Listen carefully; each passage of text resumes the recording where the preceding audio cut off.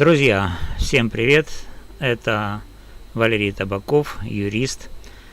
Добро пожаловать на канал, где мы без прикрас разбираем самые громкие скандальные дела современной Украины.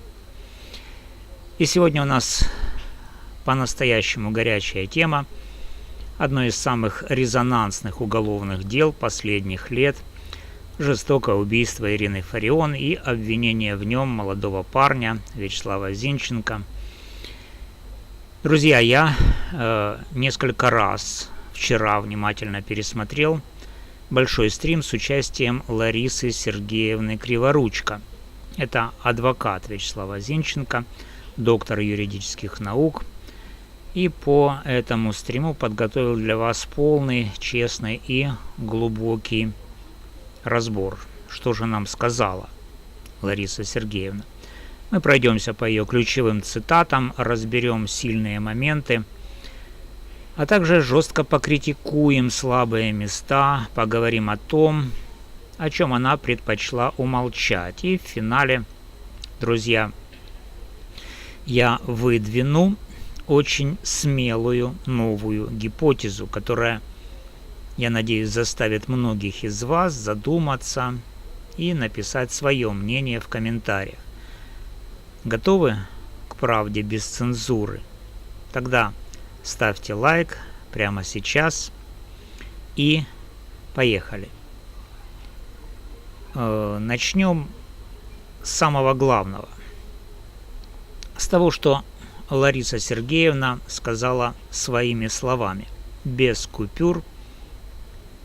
Я сообщу наиболее яркие и важные цитаты из ее выступления, но вначале прямая речь.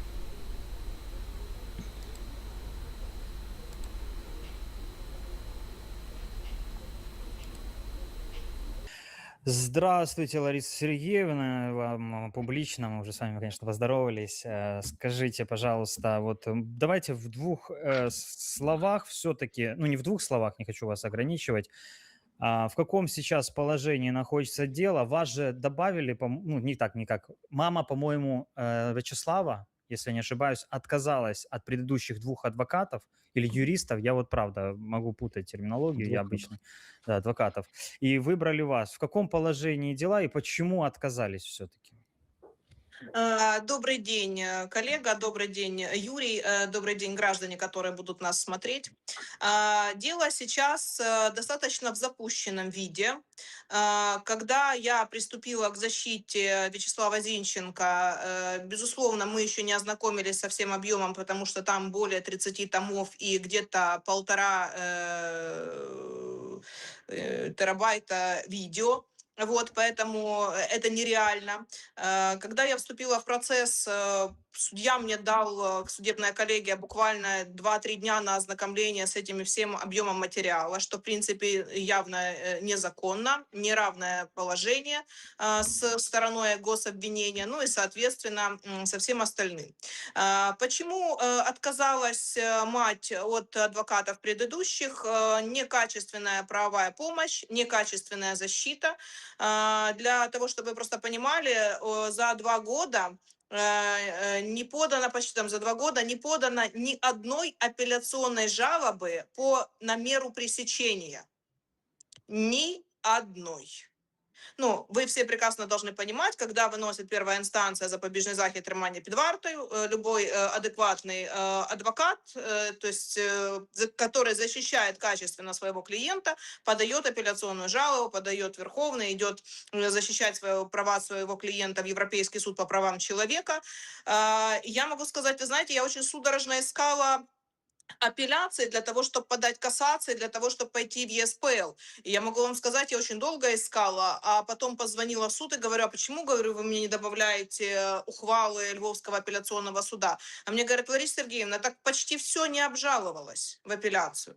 Ну как так? Человек сидит под стражей, человек незаконно сидит под стражей, а адвокаты, два адвоката не обжалуют, не подают апелляционную жалобу во Львовский апелляционный суд, чтобы обжаловать ухвалу решения суда по мере пресечения и по продлению меры пресечения. Ну, соответственно, как бы у меня как бы возникли 1 миллион вопросов в голове.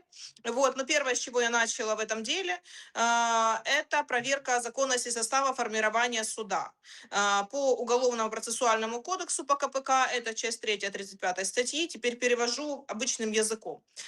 Не любой состав суда может слушать любое дело. Не любой.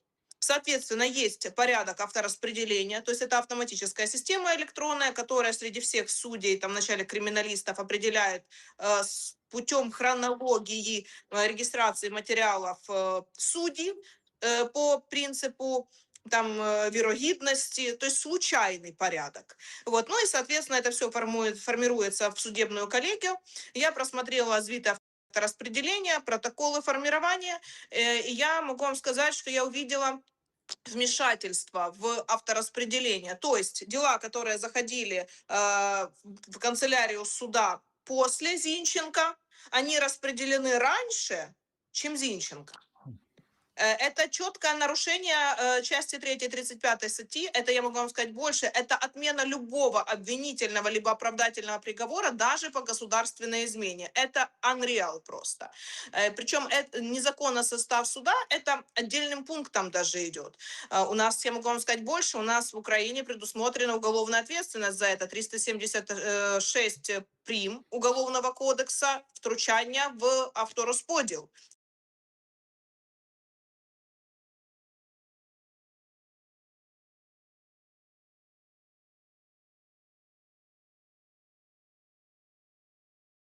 Ну вот, друзья, мы немного посмотрели то, о чем говорила Лариса Сергеевна. Я просто дам краткие цитаты, о чем она говорила в течение этого более часового стрима.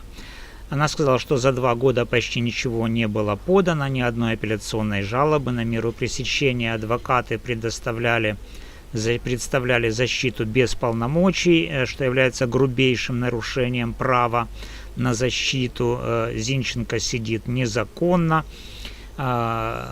Криворучка также сказала, что увидела вмешательство в автораспределение дел, что является нарушением части 3 статьи 35 УПК, что является в свою очередь основанием для отмены любого приговора, даже по госизмене.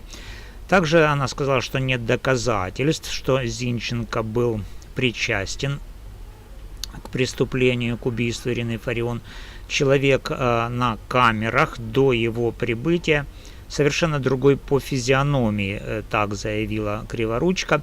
И она также указала, что размер обуви не совпадает Зинченко и размер обуви того человека, который зафиксирован на камерах. В панамке и в очках, я напомню вам. Процесс, сказала Криворучка, нужно начинать заново с соблюдением права на защиту и права на справедливый суд. Ну, в общем, все эти слова звучат мощно и убедительно. Но давайте честно оценим, что получилось хорошо, а где даже у такого опытного и квалифицированного адвоката, как Лариса Криворучка, где есть вопросы. Во-первых, сильная сторона выступления Криворучка – это акцент на процессуальных нарушениях. Здесь она права практически на все 100%, незаконный состав суда, адвокаты, работавшие с приостановленными свидетельствами, полное отсутствие апелляции на меру пресечения – это реальные бомбы, которые могут взорвать все дело. Суд обязан реагировать на такие нарушения, иначе любые решения будут незаконными. Это классическая и очень сильная линия защиты. Ну а теперь критики. Лариса Сергеевна вошла в процесс довольно поздно, практически накануне стадии судебных прений. Изучить более 30 томов материалов и огромное количество видео за 2-3 дня, ну, это, мягко говоря, крайне сложно даже для очень опытного адвоката. Ну, невозможно, друзья, не крайне сложно. Возникает закономерный вопрос, почему замена предыдущих защитников произошла именно в этот момент? Почему за 2 предыдущих года мать Зинченко не предпринимала более активных действий, а адвокаты почти не подавали апелляций? Ну, что касается Криворучка, то я, в принципе, у меня есть ответ на этот вопрос, потому что за год до того, как была смена этих адвокатов на Криворучка, право на занятие адвокатской деятельностью Криворучка было остановлено, и только 24 апреля оно было возобновлено. Вот такой ответ. Ну, что касается Криворучка. Но здесь же дело не в Криворучка, а в том, что эти адвокаты должны были быть заменены ранее. Кроме того, Лариса Криворучка много и эмоционально говорит о слабости доказательств обвинения. Но при этом она почти не раскрывает, какие именно конкретные экспертизы, контрмероприятия и ходатайства уже готовятся или поданы, или отклонены были судом. Ну, то есть вот этого всего она не раскрывает. В зале суда красивые и яркие заявления в YouTube-стриме, что мы увидели, к сожалению, не решают исход дела. На исход дела влияют именно процессуальные действия и результативные процессуальные действия. Там решают тома, протоколы, экспертизы и правильно оформленные документы. То есть есть процессуальные нарушения, это мы видим, и Криворучка хорошо с ними работает, но есть и моменты по сути. А вот здесь вот позиция Криворучка, ну, пока еще не выстроена, скажем так. Как и в любом публичном выступлении защиты, здесь есть тоже моменты, о которых было сказано очень мало или совсем ничего не сказано. Ну, во-первых, Криворучка практически не коснулась конкретного плана защиты по фактической стороне дела. Мы услышали общие фразы, изучение материалов, но не услышали, как именно будет опровергаться позиция обвинения, какие новые экспертизы планируются, как будут допрашиваться ключевые свидетели, если это будет, какие альтернативные версии преступления отрабатываются. Во-вторых, Криворучка не объяснила подробно, почему именно сейчас мать Зинченко отказалась от предыдущих адвокатов, какие именно ошибки или бездействия стали последней каплей.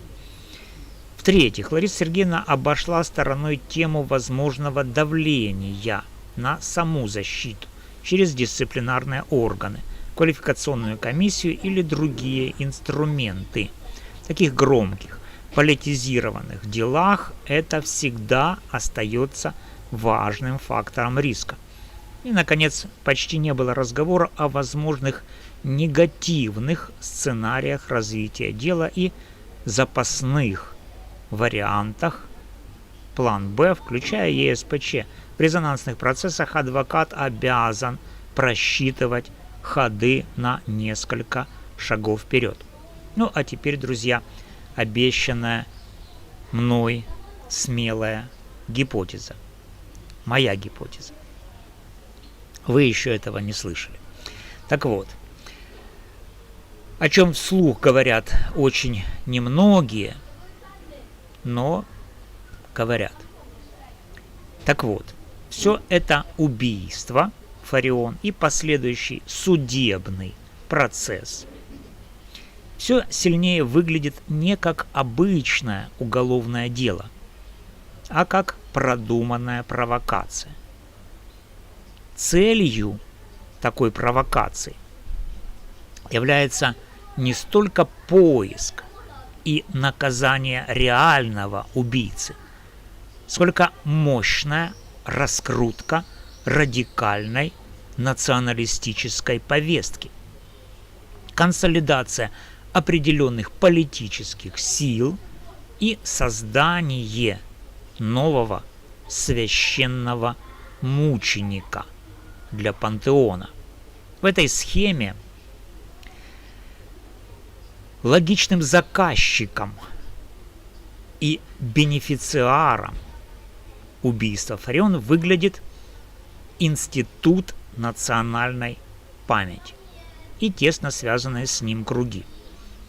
Им крайне выгодно иметь громкое, эмоциональное дело, которое позволит дальше продвигать жесткую языковую и идеологическую линию Ирины Фарион, оправдывать давление на инакомыслящих и инакоговорящих и держать общество в состоянии постоянного напряжения по вопросам идентичности. Зинченко в этой картине идеальная жертва системы. Молодой, не связанный с большой политикой парень, на которого можно относительно быстро повесить дело, получить удобный нарратив, враг украинского языка и нации, и использовать трагедию для дальнейшей политизации общества. Конечно, друзья, это всего лишь гипотеза. Гипотеза о том, что заказчиком и бенефициаром убийства выступает Институт национальной памяти со своим пантеоном. Но посмотрите сами. Слишком много странностей. Молниеносное задержание. Удивительно слабая доказательная база. Признаки фальсификации, игнорирование вопиющих процессуальных нарушений и одновременно мощнейшая медийная раскрутка именно в нужном идеологическом ключе. Совпадение? Я в это не верю. Друзья, дело Зинченко – это далеко не просто очередная уголовщина, это настоящее зеркало, в котором отражаются глубокие проблемы украинской правоохранительной и судебной системы, а также попытки использовать человеческую трагедию в чисто политических целях. Независимо от того, согласны вы с моей гипотезой или нет, одно остается фактом. Каждый человек имеет право на справедливый суд и квалифицированную защиту, а общество имеет право знать правду. Что думаете именно вы? Это реальное дело или хорошо спланированная провокация? Пишите свои мысли в комментариях. Я обязательно почитаю, отвечу на самое интересное. Если вам нравятся такие жесткие, честные и глубокие разборы, обязательно ставьте лайк, подписывайтесь на мой канал, включайте колокольчик, чтобы не пропустить новые выпуски. С вами был Валерий Табаков, юрист. Берегите себя и своих близких. До новых встреч в следующих видео. Пока.